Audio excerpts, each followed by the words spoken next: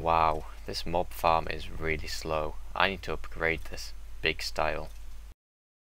Hello and welcome to FTB Creations, where I show you all the wonderful things that I've made in Feed the Beast. Today we will be looking at this massive mob farm. As you can see, there's a lot of spawners in this farm, a total of 13. On screen now you can see a list of all mobs you can create soul shards with.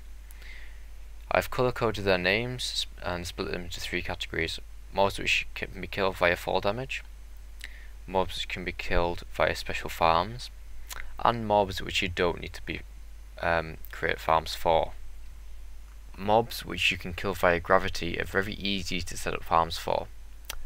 This farm is 5 higher than that needed to kill Enderman, to ensure that all mobs are killed.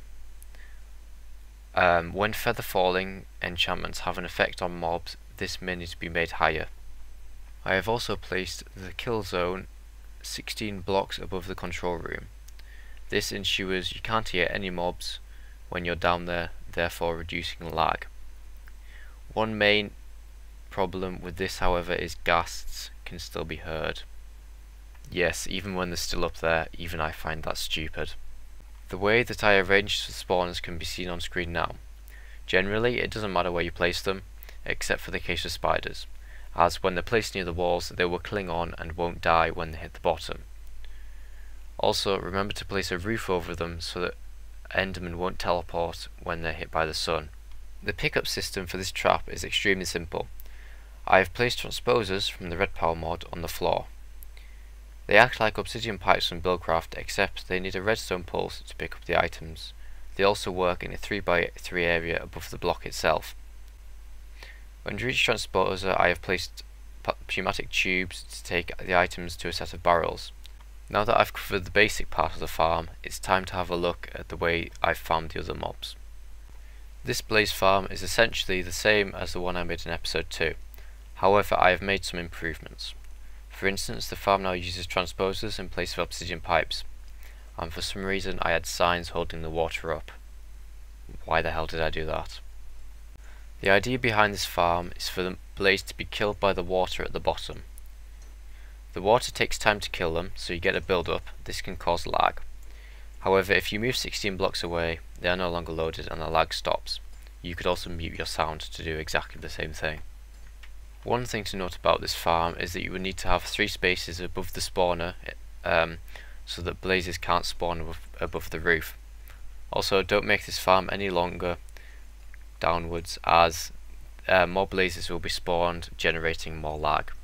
Slimes. This was actually the second thing that I created in Feed the Beast after the recycler. Just thought you might want to know that, but that isn't important. So, moving on to how the farm's made. The main killing device in this farm is the lava blade. However, the small and medium slimes are automatically killed by the small drop. As far as I can tell, no slime balls are lost in this farm. If you're concerned about that, however, just move the platform up and the slimes won't take any fall damage, and then you definitely won't lose any. But when you get around a stack of slime balls every minute, it doesn't matter that much. Nah. That was a retarded laugh, wasn't it? I'm sorry. Well, clearly that isn't very practical to do. So instead I decided to use quicksand to kill the chickens.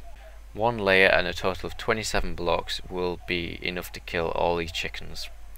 Quicksand is a simple and effective way to kill all mobs if you add enough layers. To start with, I did kill magma cubes with this as well, and used a total of 3 layers, but then I realised blazes and slimes equals no need for magmas. But back to the chickens. And after the chickens have been killed, their drops end up in these water currents, which flows into the obsidian pipe in the centre, which then is connected to the relay, and the whole system becomes red power again. I've also placed ice underneath the water to make them go quicker. It's the ghasts. I ran into a lot of problems when I was creating this, but if you build it exactly the way I have, it will work fine. The main problems that I encountered were the turrets getting destroyed and ghasts spawning in the wrong place. When the room has these dimensions, the ghast will be forced to spawn in only one position. In this position, the turrets can reach the gas and always kill it, even when more than one spawns. When they are in this position, they can't shoot each other and gas can't reach them.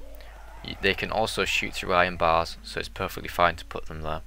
The method I'm using to disable the spawner instead of the usual redstone signal is to lower the block in the roof, which means there's no longer enough space for gas to spawn. You can't use the redstone signal to disable the spawner because it's floating in mid-air. Also, be sure to make this far enough away from the gas spawner so that the gas can't spawn in the water down here, because I had that problem quite a lot. This room down here is the controller room that I've made, where all the drops and all the ways to toggle the spawners are kept. So here I've got a mask to toggle for the spawners. At the moment I'm disabling all spawners so I can turn specific ones off, but if I untick all these, mobs will begin to spawn again. The way that I've constructed these is for using wireless redstone, and I'm going to show you a little demonstration of how I've done that. The redstone behind the spawner toggle is extremely simple. All there is a transmitter on the back of a block with a lever on it. When you pull the lever, the transmitter becomes active, and then it turns whatever frequency you have set on for the transmitter, for the receiver even. And then when you run a wire down, this will then toggle the spawner. For a master toggle, what I've done is just have the same frequency on each spawner, and then for the individual ones on the other side of the block, I've simply put the individual frequencies for each spawner on. So onto the drops. These drops are, I think, from around an hour's worth of waiting for mobs to spawn just while I was making it, and yeah, there's a lot of them really. I did originally have magma cubes there, but obviously I didn't, and you can hear the gas in the background. Slight disadvantage to them being heard so far away, but I'm going to show you how it's actually possible to get things like witch spawners, because you might be wondering, 1000 witches to kill? I'm not doing that, but yeah, I'll show you how you can do it very easily. Okay, so to prove this will work in survival, I've just changed it into survival. And basically all you need is a tier 5 spawner with any other mob, and any soul shard with at least one kill of the mob that you want. And you can then combine these on an anvil to get a tier 5 soul shard of the mob which you've got the lower amount of kills for. So there you go. One which needs to be killed and you've got a tier 5 witch spawner. I've been using this in my let's play, but personally I think it's a bit of a cheat, so I'm probably going to stop doing it, but if you want to use it, you're perfectly welcome to. Okay, then that's the end of the episode. I would also, at this point, like to apologise for the fact that I've not released a video in 3 weeks.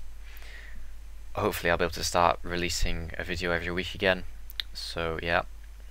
And as always, the world download will be in the description. If you have any comments about this, please put them in the comment section. And take care guys, see you next time.